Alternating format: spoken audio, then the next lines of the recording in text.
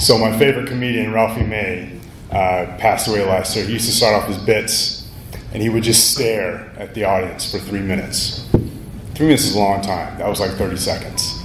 And Ralphie would say, you guys got to understand, when I'm up here, I'm at work. This is my job. He would say, it's not like when y'all motherfuckers show up to work, you just sit down and start working right away. You got to kind of like ease into it. So considering that we're a minute into this and I've already dropped the first F-bomb, you can probably tell this will be a different type of MidCamp presentation keynote. I want to thank Andre and the selection committee for inviting me to do this. Andre's probably over there like, oh my God, what's happening? Where's the stop button on this thing? It's going to be fun. We're going to have a good opportunity to have a good discussion here. This is my first keynote, so it's kind of awesome to be asked to do this, and I'm very honored to do it. And when I was preparing for this, I had a couple people drop me emails and say, hey, Chris, I hear you're speaking at MidCamp. People from out of town. I even had my man, where's Victor? My man Victor coming from like a different country to say, hey, I'm coming to check out your MidCamp presentation. I was like, yo, I was kind of hoping we were going to keep this like local to just the people in the area, to kind of just keep it between us. But it's great to have an opportunity to do this. So I'm here to talk about diversity and inclusion in Drupal. And I want this to be an engaging conversation. I hope it's informative. I'd like to be challenging. And I want to keep it fun. So those are my objectives here. And let's see how we do. I want to start first talking about some rules. So there's the Rooney Rules. Things that are important to keep in mind when you're listening to a presentation by me. 1, custom alert. So I'm excitable at times, and when I get passionate about something, sometimes I have a tendency to swear. And so I'm going to apologize in advance if I do that, if that offends anyone. And it's not my best feature, but I'm excited now, and I am passionate about this topic. Second rule, there will be bullets. What I mean by that is I've got people that know me and have worked with me know that I'm pretty linear in my thought process. And I express my ideas through bullet points. And I've got 20 years of consulting history that says any concept you want to express, you do it through a bullet point. And there's always more than 3. There's always at least 3, and there's never more than 7. Just a rule. So you'll see a lot of bullet points in this presentation. I am an opinionated observer. I'm not a scholar in this area. I have done research, but this is not my area of profession, and so I'm here to share some perspectives with you guys. But I've not written a research paper about this. Maybe at some point. This talk is intentionally going to be not political, but it will be contemporary. And we'll talk about the space that we all live in. And the scope of diversity is really broad. This talk is probably not going to be that broad. And if I talk about anything in diversity specifically, I'm probably going to talk about the type of diversity I'm most familiar with, which is racial and ethnic diversity. And the intent of this talk is to challenge, and it's possible that I may even offend. But if that happens, please recognize that I'm coming from a place of affection. And this is a community that I care deeply about and love. I love everyone in this room and have a great deal of respect and endearment for everyone in this room. And audience participation is required. All right, so if I want to be up here uncomfortable, you guys are going to have to do a little uncomfortable stuff as well. How's that sound? Everybody agreed on that contract? Okay, all right, here we go. 2 seconds about Digital Bridge Solutions. So we were started in 2009. We build commerce and content experiences. We've been MidCamp sponsors since 2015. The platforms we work on are over to the right, Drupal and Magento and Oral. And if you want to get in contact with me, or live tweet at us during this presentation, you can do so at dbridge Chicago. Alrighty? Alright. So, 2017. What a year. What a year for the Drupal community. What a year for the United States. When I was thinking about what 2017 felt like in both of those arenas, the word that came up to me was friction. And friction is an interesting concept when you're trying to talk about diversity and inclusion. Friction does not necessarily invite diversity or inclusion. And what occurred to me was that at some point, most people in the Drupal community, and probably most people in the United States, felt at some point last year that their community was failing and under attack. Everyone kind of felt like the other side was winning. The other side is getting something over on me, and that my community, my tribe is failing and is not the same. And that's a tough environment to talk about diversity in. That's a tough environment to talk about bringing more people in when you're feeling that way. And it also occurred to me that in the society that we're living in now, there's no vehicle, no incentive to understand someone else's experience, which is kind of the prerequisite for inclusion, right? And so those things together make it really tough to start thinking about diversity and inclusion. But it also occurred to me that that means this is exactly the right time to be having this conversation, the exact right time to be talking about these things because of that environment that we're living in. So what I'd like to do is create a vehicle for understanding another's experience through some personal stories. And so I thought it might be informative to share some thoughts, some personal stories that just may offer some perspective on how to enter into conversations around diversity and inclusion. Cool with that? All right, story time. So, I used to hate Palantir. Yeah. So the year was 2009, and Digital Bridge had just been formed, and we were the new kid on the block. And it's kind of like when you're the new kid at high school, or like the new inmate at jail, right? Like, what you're supposed to do is you find the biggest kid and you walk up to him and you punch him in the mouth, right? That's what you do when you're trying to make a statement for yourself. And so that's what we were going to do to Palantir. And the first project that we won from a client that had been Palantir's, I was like, yes! We're doing it. We're getting them.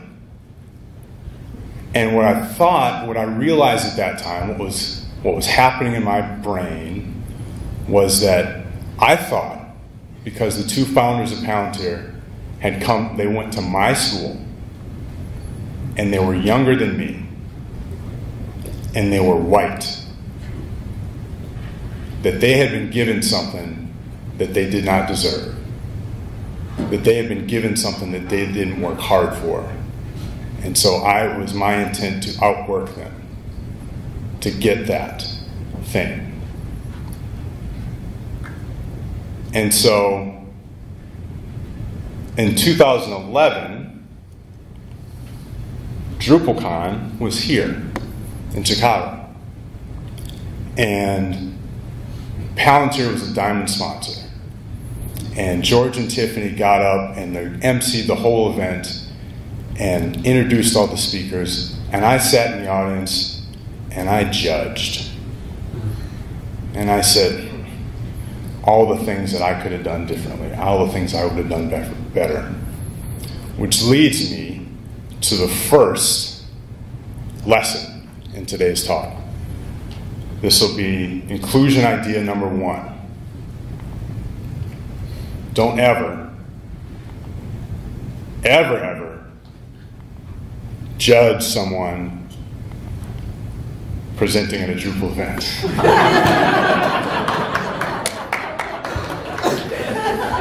And if that's your thing, like you're super into judging people at Drupal events, right now would be a good time to stop. Or go ahead and judge me, and then karma will come kick you in the ass just like it did me, and you'll be up here in a couple years. But I did. And so I think back as to what was happening with me at that time period, and where I was coming from, and what my thought process was, and what my motivations were. And I realized that what was going on with me at that time is I was coming out of a 20-year period through playing football, college, through boxing for 10 years, where I had learned to turn various parts of my body into weapons. I had literally been weaponized, which had a profound effect on my outlook and the way I viewed competition. And I viewed competition as a zero-sum game, and that in order for me to get something, I had to take something away from somebody else. Profound effect on my viewpoint of the world. And so, inclusion idea number 2, drop your weapons. Drop your weapons, which means drop the preconceived notions or ideas you have about the world when you're entering into a conversation about diversity and inclusion. Now, I know what you may be thinking. I didn't weaponize various parts of my body. I don't punch people in the face. That's not what I do. I would encourage you to think a bit further, and I would disagree. And I would say, if you have either of these tools, that you are highly weaponized, and that these tools can be used for inflicting your perspective on other people. And they are extremely powerful. One of these guys is like a machine gun, and the other one's like a flamethrower, right? And these tools can be used not only to inflict your opinion on others, but to vaporize people who don't share your perspective. So I would argue these are extremely powerful tools that can be used for violence and harm. And all of you have access to them. So you are weaponized. So important to, when you're entering into these conversations, to be cognizant of your own weaponry and to drop your weapons. I want to tell another story. So in Drupal Concept 2017, we were in Baltimore. And at the time, there was a series of focus groups happening on what was going on in the Drupal industry. And it was fascinating because, no one would really talk about what was going on in the Drupal industry, but we were all having focus groups to talk about it. And I'm going to call on Larry, my guy Larry. So 2017 was a pretty traumatic year, I imagine, for Larry. However, and this is no compensation for that trauma, the conversations that happened that resulted in the Drupal community were extremely informative, extremely valuable, and extremely growth-oriented that happened as a result of that. And so participating in these focus groups was part of that conversation in this community about what does this all mean. And I was in a focus group, and I was in there with Mark from Chromatic. Is Mark here? Chris is not here. All right, so I can talk about Mark because he's not here. Say whatever you want. Mark's freaking smart. And so I'm in this focus group, and I'm starting to, every time I have the crystal of an idea that could be kind of cool to share, then the idea just comes out of Mark's mouth, perfectly eloquently. And so I'm realizing, all right, well, I think my job in this focus group is just going to be to sit and watch. Just kind of sit and watch Mark. And there was a gentleman in the group with us, and he was talking about how he didn't feel like the Drupal community at DrupalCon was an environment in which a diverse spectrum of ideas could be shared. And the focus group moderator asked him, well, why didn't he just go up and talk to the Drupal Diversity and Inclusion booth? Because he had a big booth there at Baltimore at DrupalCon. And he said, they wouldn't want me to go up there. He said, I'm one of the deplorables. They wouldn't want me over there. And it occurred to me that he thought that because he was white and male and voted for Trump, that he was ostracized in that community, and that he would not have an opportunity to share and take part and talk about diversity and inclusion. And it occurred to me there could be a number of different responses I could have to that. One is I could say, yeah, white man, now you know how it feels. Now you're on the outside.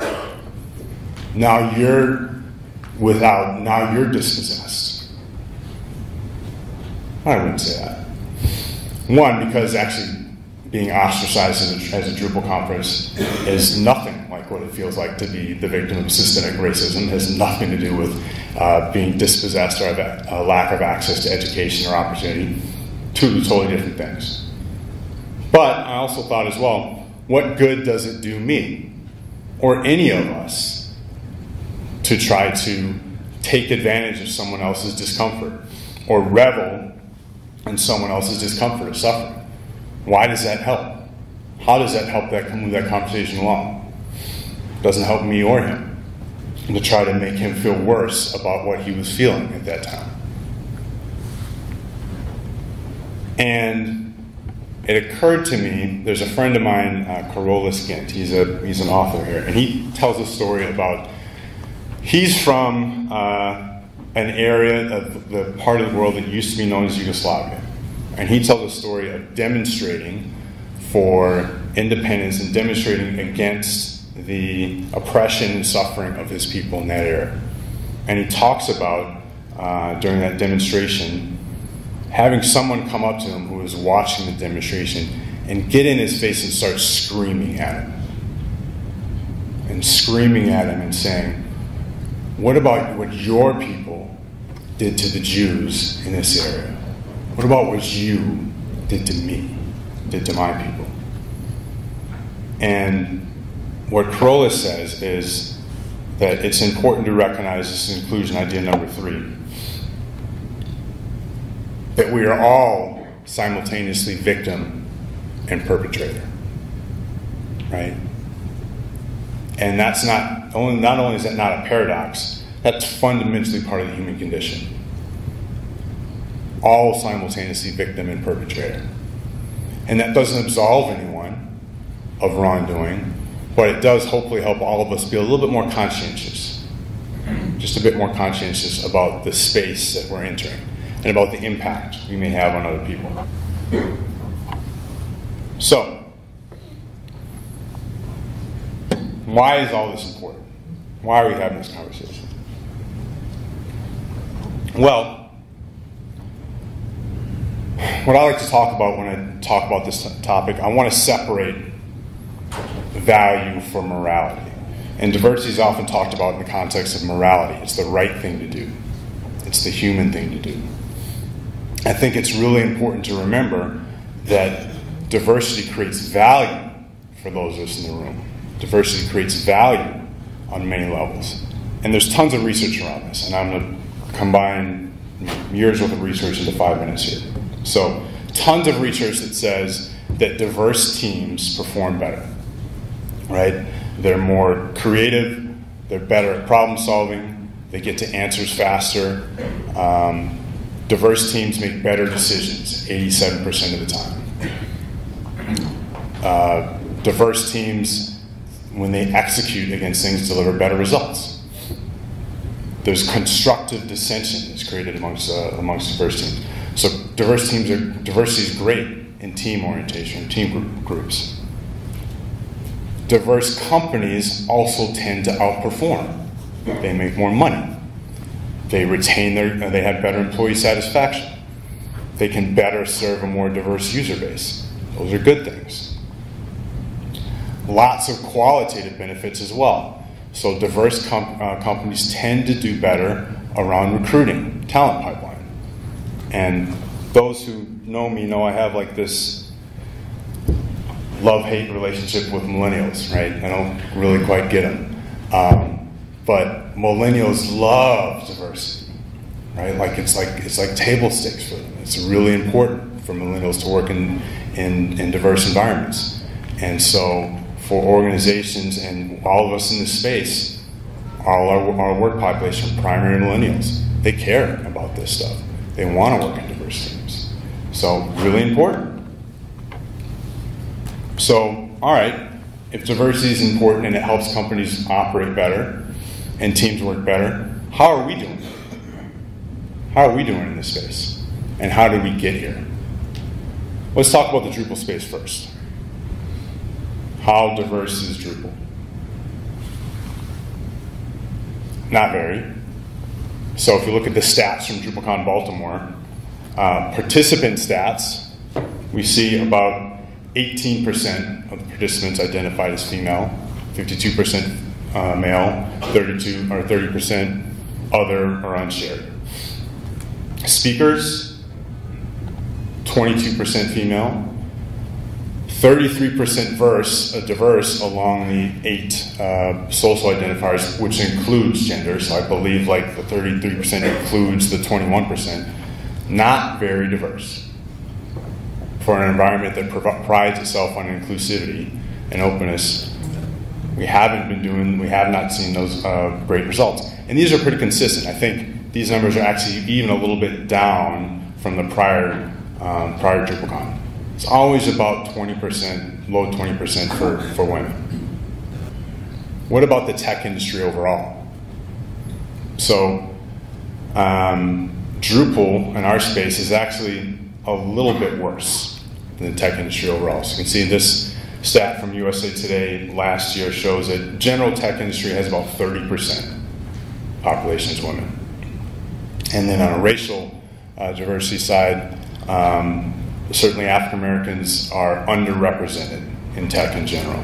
And the only minority group that's typically overrepresented in tech is the Asian community. So tech is not great at this overall. And we look at the tech giants of the world, they're really horrible at this, right? So this study came out in 2015, I believe, shows Facebook, Google, Apple, Microsoft, all hovering around the 2% area for African American employees, right? And if you look at the numbers for like female minorities, they're minuscule. They're like under a single percentage point. So these large tech giants, from both a racial and gender standpoint, pretty poor at diversity. So what you should be saying, this slide, you may not be able to see that well, but this is kind of a cross-section of a whole bunch of social and tech giants. You can see they're all about the same, all kind of around 30% for female employees, which is that kind of purple bar on the left, and then racial disparities or racial mix, everybody's under 5% for African Americans, and again, Asian Americans may oversample just a bit, but not good. So, but wait, Chris, you just told us that diversity's good and that it helps, but you just showed me a chart of all these companies that are kicking ass. It clearly doesn't bother them. They're doing just fine without diversity. Or are they? I would argue that whatever comes along and knocks off Google or Apple it's going to be something like this. It's a blind spot. It's something that they don't see or recognize because they're so walled off, because they're so homogenous. That would be the thing, right? Something they miss by not being diverse, something that they miss by not having a more diverse group of leaders. That would be the thing. I would also argue that there's a wedge that's getting created and gets driven deeper through this, where access to opportunity, access to the jobs of the future gets driven farther the more you have your underrepresented minority groups less represented in these areas, in these groups. And you extend that out for decades in the future, and you got a problem. And history shows us, right, that anytime you have a large group of dispossessed people who don't have access to opportunity, bad things result. And you either, the only way that this model is sustainable is if you convince the great many, the dispossessed majority, that you are somehow a god, or that they can somehow become you one day. But if you miss that connection, that they can somehow become you, then bad things happen. And that eventually there's things like revolution that happen. And so I would argue that amongst these tech giants, continuing to drive that wedge and not having greater representation from folks that are traditionally dispossessed further accelerate that. But finally, I'd say there's just client pushback, client resentment, right? You're starting to see this now where people are saying, hold on, I use your stuff. I perpetuate or am a user of your brand. Why don't you represent me? And these companies, the Googles, the Facebooks, the Apples of the world, they all see these same things too, and so they all have diversity and inclusion initiatives for the same reason, right? They see that same opportunity, that same trend, which is important for those of us in the agency world.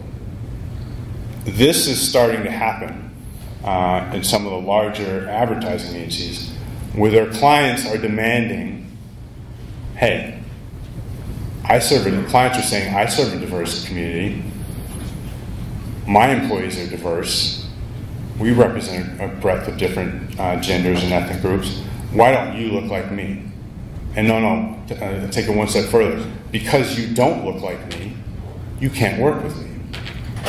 And so those of us in the agency space around the table need to be prepared for that, for the time when you go into a pitch and they turn you away at the door because your team does not look as diverse as the client looks. And that's heavy.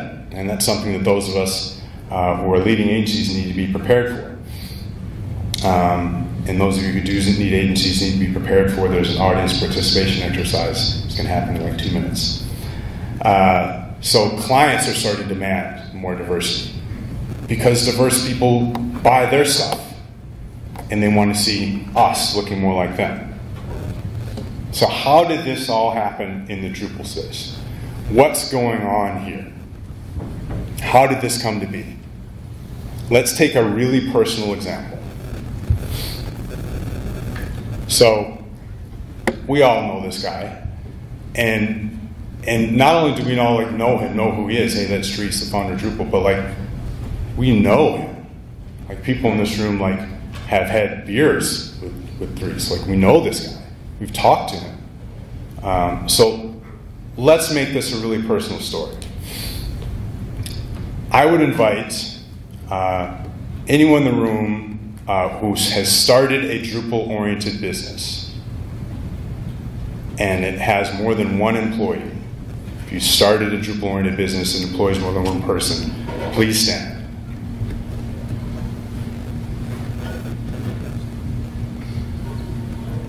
Yeah.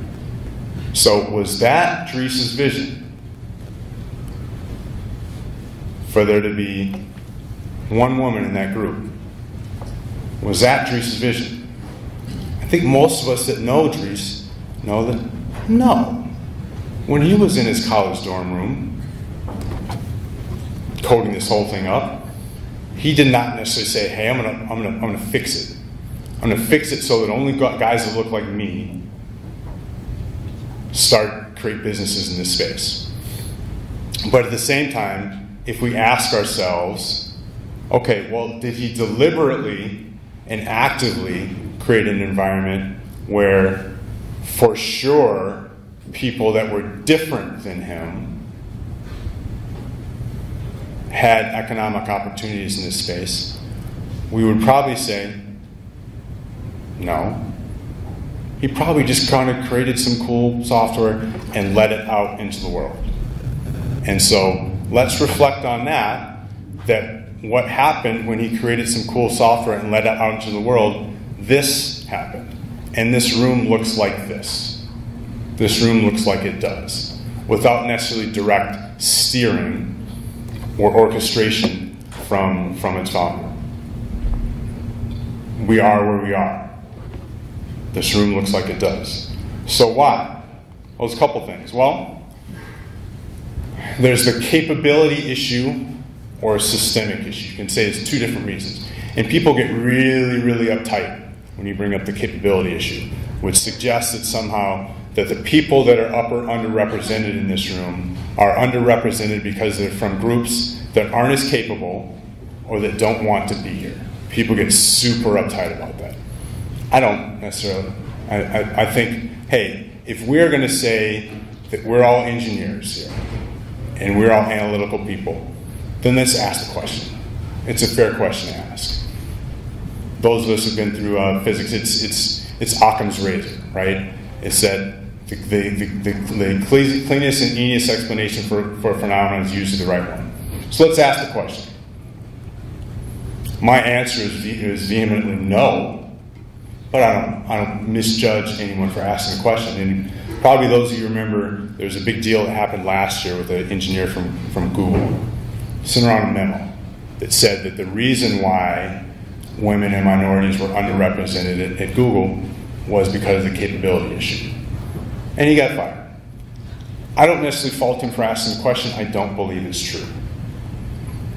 And if it's not true, then we're left with the systemic issue. Something else must be going on to create this room having it be the way that it is. I want to address the capability issue first off and tell you why I don't think that's true. So one of the cool things about my job is I get to interview a lot of people. I'm essentially HR, and I have been for 9 years. And I get to interview a lot of young, capable people who are just starting out in their careers, and some of the people in this room. And so I've been lucky enough to interview guys like Matt Ramir, or Matt Mesmer, or Kyle Einecker, when they're just starting out, just right out of school. And I remember, and I'm fortunate enough to have the experience of interviewing folks and seeing, this kid's really good. And this kid doesn't even know how good they are, or how good they're going to be. And it's like you got this lump of coal, and it's a little dirty, a little misshapen, but you know there's a diamond in there, right? And even though that person doesn't see it, you know it. You can see that. And all those guys now have gone to be Acquia certified grandmasters. Like, they're legit in the community now. And I was lucky enough to have a chance to share space with them when they were just starting out. And so, as part of the diversity and inclusion effort that we're doing with Palantir, we're bringing more people into this space, people from underrepresented groups. And I see a lot of those same things. I see a lot of those same things in these kids we talk to. And I'm convinced that these are our people, right? These are our people. And the characteristics they have are things like that I saw in Matt, and that I saw in Kyle, and I saw in Matt Mesmer. They're super smart. They're really smart. They're pretty nerdy. There's a young gentleman that had Space Invaders tattooed on his forearm. This kid was like born in 1999. I know he's never played Space Invaders. So if you got to be really all in on like the retro nerdiness to get like to make a lifelong commitment to Space Invaders, if you never played it in the arcade, and a little socially awkward. And when I see these kids, I see in some ways, except for the smart part, I see me. I see that's who I was at that age, ages 18 to 24, and I suspect I see a little bit of you guys as well. And so, if those three characteristics, right, super smart, really nerdy, socially awkward, that sounds like you when you were 18 to 24, I'd invite you to stand right now.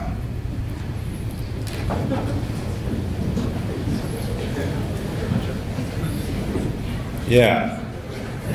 Stay standing. If those characteristics still describe you now, I invite you to raise your right hand. Yeah. Thank you. These are our people.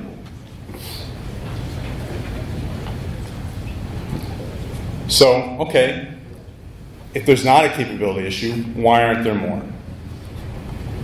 Well, there's barriers. There's pipeline, right? May not have, you just don't see a lot of applicants in our space that represent diverse groups. There's selection bias. Certainly, agencies tend to want to select or work with people that look like people that already work there. So if you have a homogeneous group, there's built-in barriers to encourage or bring in more diversity. And mentorship and role models. There's not necessarily a network there to encourage people that are willing to take that step, right, and jump into this new space.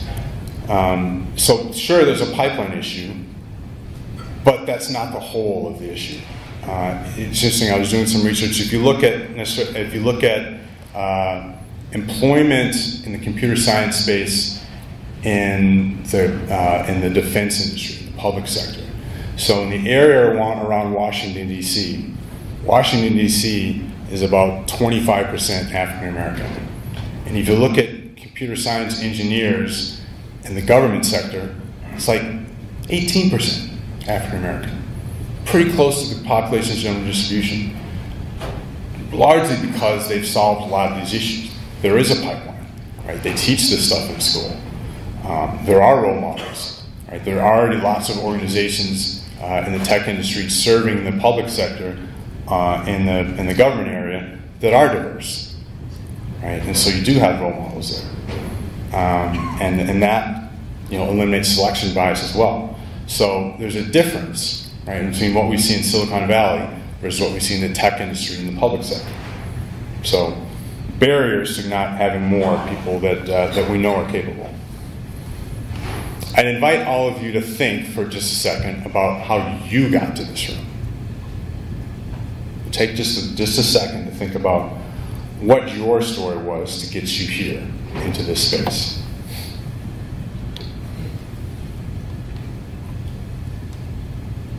I bet it goes something like this. And I call this Lorenz Law, right? Lauren is a really bright, talented young woman. She works as an engineer at Palantir. And when I say that, it was like, okay, really bright, talented woman who works at Palantir. You're like, which one? That could be any one of 15 people. So that's Lauren. So you guys don't necessarily know who that is. And we were doing a session with our diversity and inclusion group and getting a group of young, interested people from underrepresented populations into Drupal. And Lauren told a little of her story. And she said something that really struck me. She said, I fell backwards into Drupal. And without her explaining what that meant, I knew exactly what that meant. What I think what that meant is, I didn't necessarily have a computer science degree. I was kind of into some web stuff. Maybe I was sort of good at it. I wasn't really sure if there was a career in it, or if I could make money at it. So I kind of decided I'd give it a try, right? So that's Lorenz Law. So if that sounds like you, didn't necessarily have a computer science degree, kind of dabbling around in this web stuff, weren't really sure there was a job there, decided to give it a try, I invite you to stand. Yeah. Yeah. That's a lot. Thank you. That's how we got in this room. And I would suggest that for you to get in this room, you took a risk. You took some sort of career risk. And I'd suggest there's some prerequisites for that risk, right, that allowed you to take that risk. You had an interest. You had some capability. You had a place to learn or experiment. You had perhaps some mentorship, some validation. Somebody had told you you were not bad at this. You're pretty good at this, right? Community, a place to land, right? A place to, after you took that leap, to land and accept you. And then safety.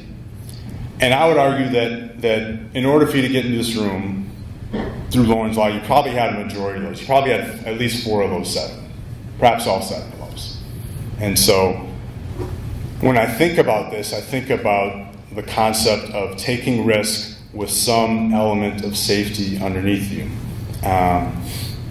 And what you don't realize, for those just in the room, is that you basically did a circus trick to get to this space. So those of you that know a bit about me know that I've been into circus arts for the last 6 years, and I do flying trapeze. And the sport of flying trapeze, or the activity of flying trapeze, involves letting go of something and reaching out for something else and having somebody catch you. Somebody reach back for you and catch you.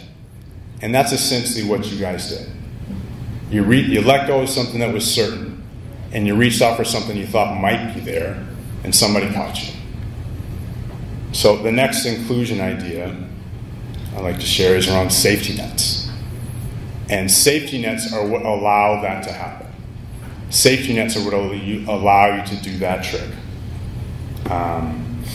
I've got a video that I'm going to share that demonstrates the importance of safety nets.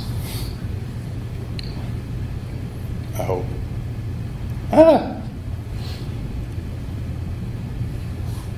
One second.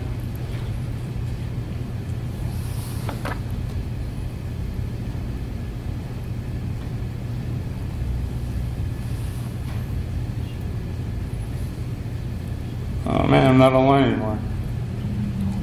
One second. On the left. Put your cursor down on the bottom on the left. Yeah, but I get mine. Who took all my internet?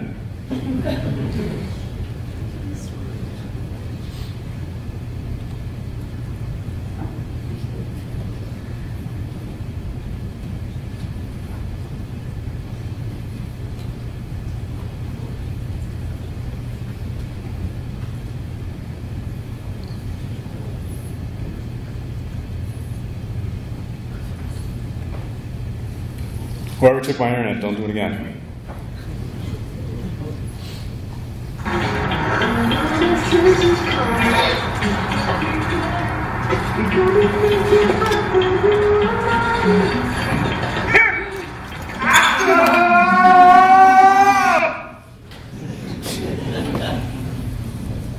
I need a volunteer from the audience to tell me what just happened in that video.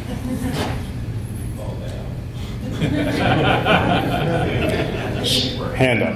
Come and give me a hand. Sir. Took a risk. The person took a risk to try something, and while they missed, they ended up safe. Took a risk, tried something, missed, ended up safe. Upset because it didn't work. but safe. I don't know if that rendered right. I'll bore you with it one more time.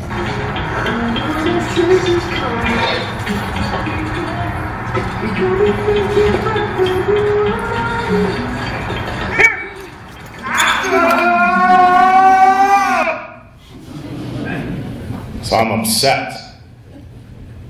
But the most important part of that video to me is the end.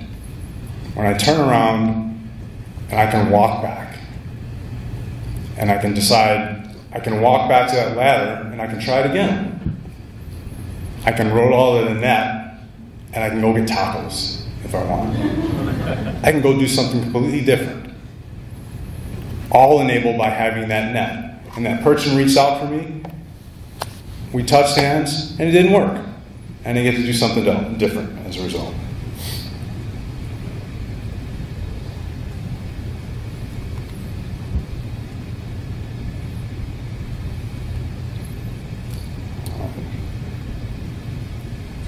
Here we are.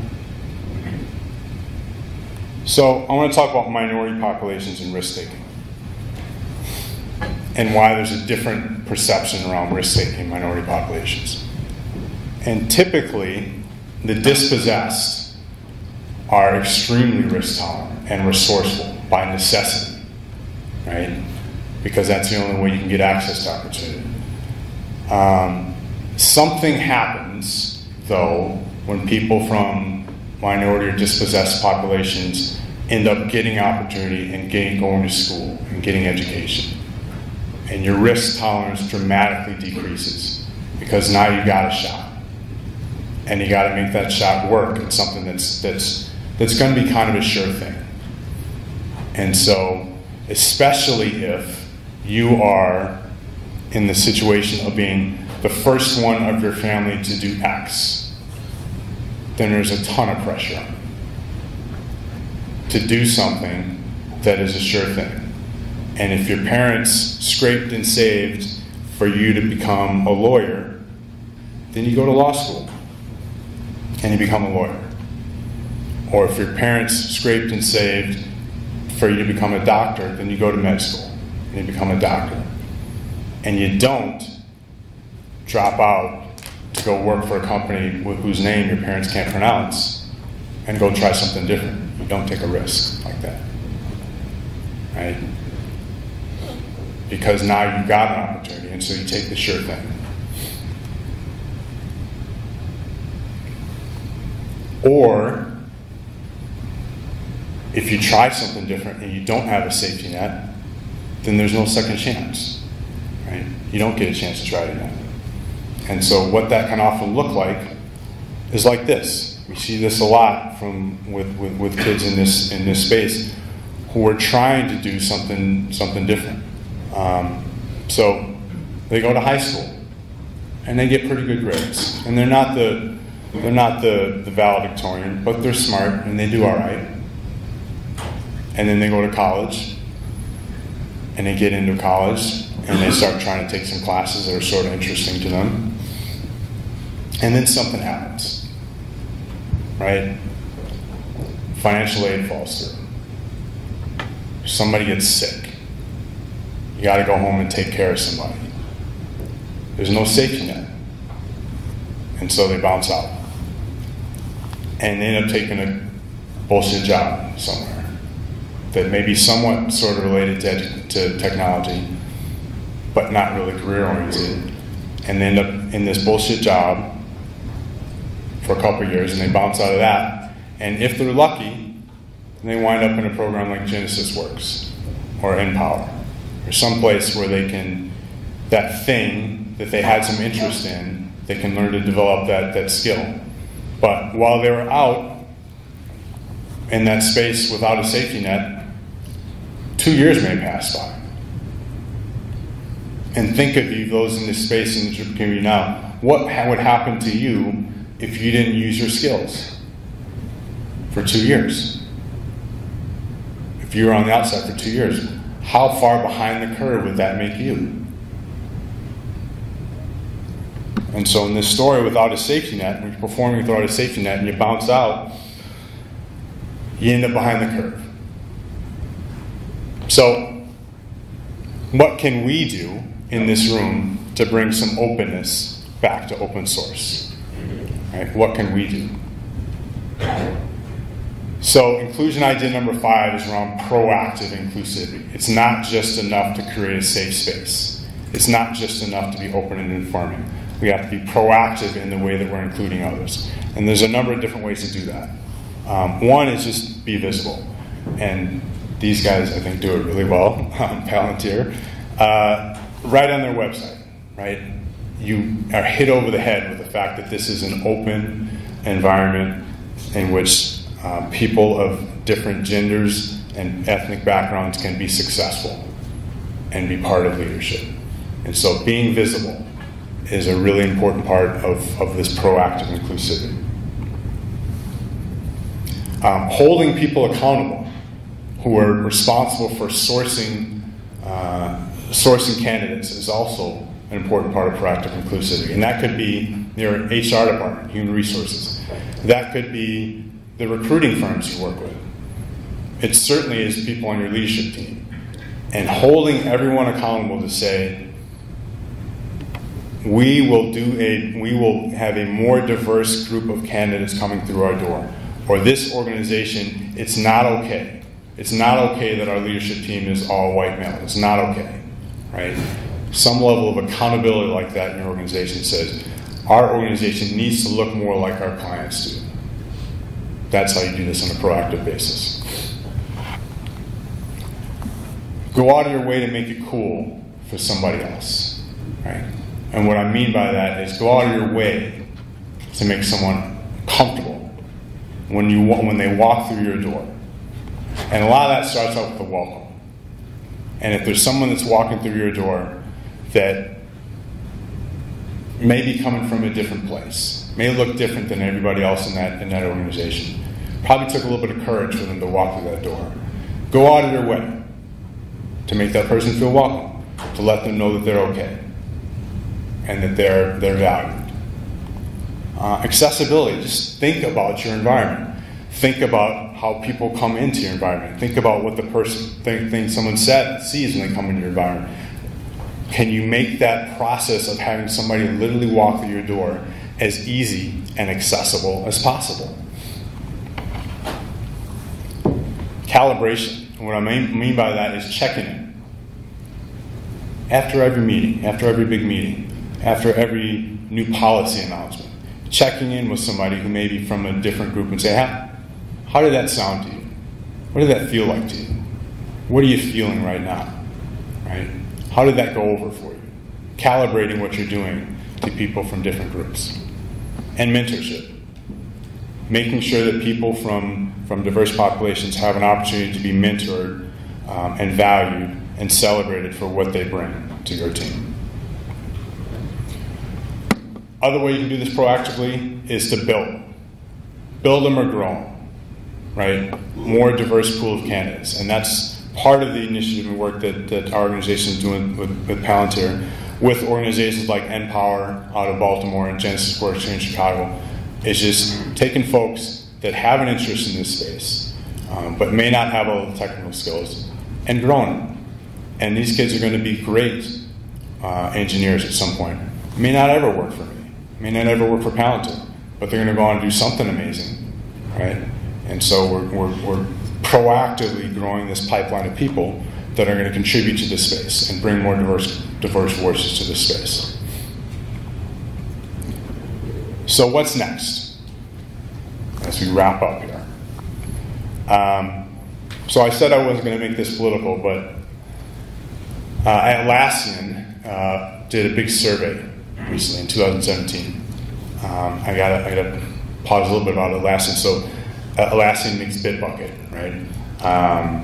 An organization that most of us in this space use, and my organization pays money to every month. And I'm not a developer, so I've actually never used any of Atlassian's tools. Me downloading this report was the most significant interaction I've ever had with Atlassian up to this point. But it was cool, and they helped me with some great data. So this survey shows that after the election last year, percentage of people that said they wanted to learn more about the experiences of colleagues different to them. It's 57%. Percentage of people that engage their leaders, right, on how to create a more inclusive environment, 50%. 44% people wanted to participate in a discussion about diversity in tech. All of this energy that happened out of that friction of last year. That's a positive thing. The other thing that survey said is that according to the 1,400 people surveyed in that space, they thought that the change, the biggest drivers for change in diversity and inclusion was going to be individuals and companies, corporate initiatives. So I'd suggest we test that out right now. So my final conclusion idea is around a couple of accountability challenges. I got two boxes here. One blue and one green. This one's called Be Visible. And so if you're interested in taking part in a collaborative group to evaluate one another's websites and marketing materials for how inclusive they are and welcoming they are to people that are different than you, I'd invite you to come up afterwards and put a business card in this blue box right here. Right? And so this is holding one another accountable. I'm not sure how we're going to do this, but we're going to do this. If you're interested in putting a business card on here, we're going to take a look and audit one another's materials and hold each other accountable for creating more welcoming spaces. The green one is called Build Them and Grow. And so if you're interested in tapping into some of the things that our organization is doing with Palantir to bring more people into this space, more people from diverse backgrounds, then I invite you to put a business card in this green box. And that's the accountability challenge. All right, what did we learn today? Boys and girls, what did you learn today? Inclusion ideas. Never judge someone presenting at a Drupal conference. Drop your weapons. We're all simultaneously victim and perpetrator. Safety nets. Proactive inclusivity. And accountability challenges. Something I hope you can all think about for a bit. All right. That's me. That's our Twitter address. And we're hiring. If you're interested in being part of a diverse group, come talk to. We've got a booth right back there. Lori, you want to wave and say hello? All right. With that, thank you guys very much.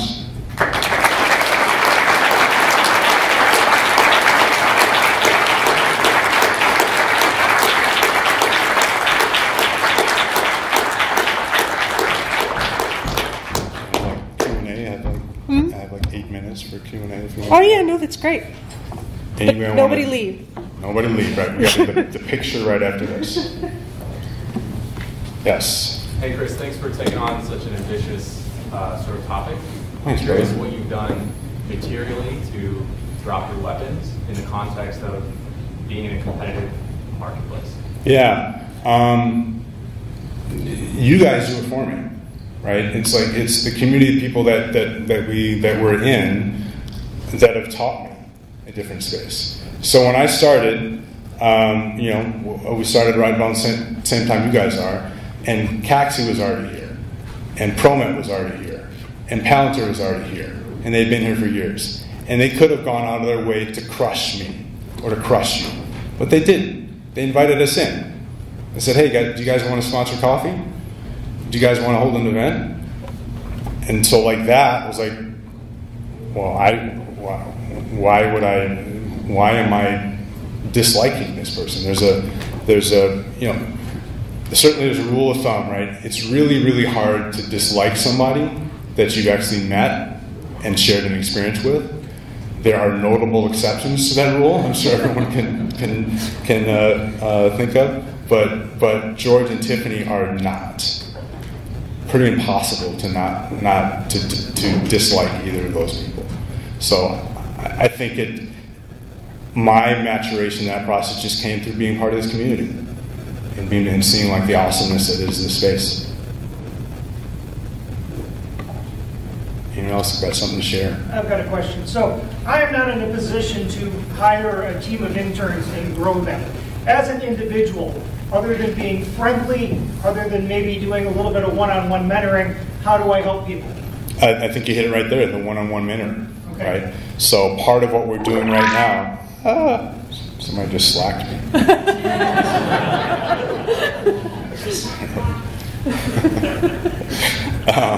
Part of what we're doing right now with this diversity and inclusion initiative is having one-on-one mentors for these young people that are interested in Drupal and want to learn more about it and just want to have somebody to ask a question to occasionally. So if you're interested in that, that's also part of building and growing. So that would be immensely valuable to what we're doing right now.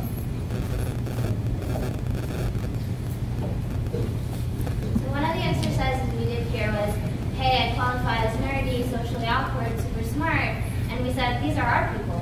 But how do we separate the notion that there's this cookie cutter mold that we have to fit into in order to fit into a Drupal developer or even just a tech community?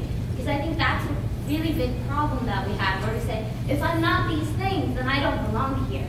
But actually, you do belong here, and you don't have to be any of those things.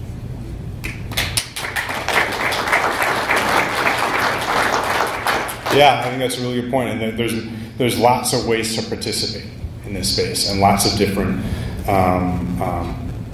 opportunities or roles. So what I was trying to do with that point is just draw some sameness there, but not to say that those characteristics need to describe every developer in this space, or certainly every person in this space.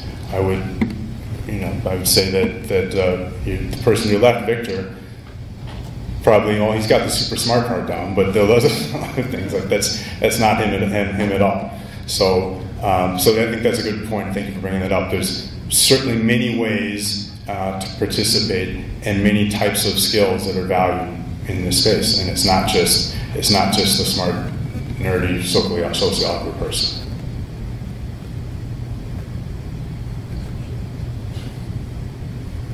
So I'm going to leave these bends up here, the blue one and the green one. Choose the pill that you like, or you can drop a card in both. Thank you guys very much.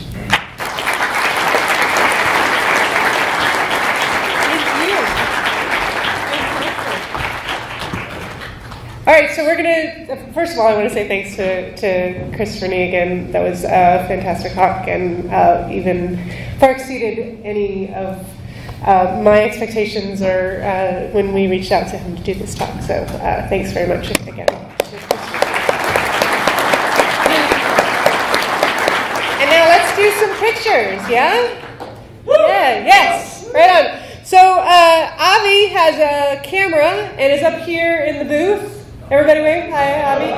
Would you like for us to be here or in the middle? All right, everybody go to the stage. Come on up.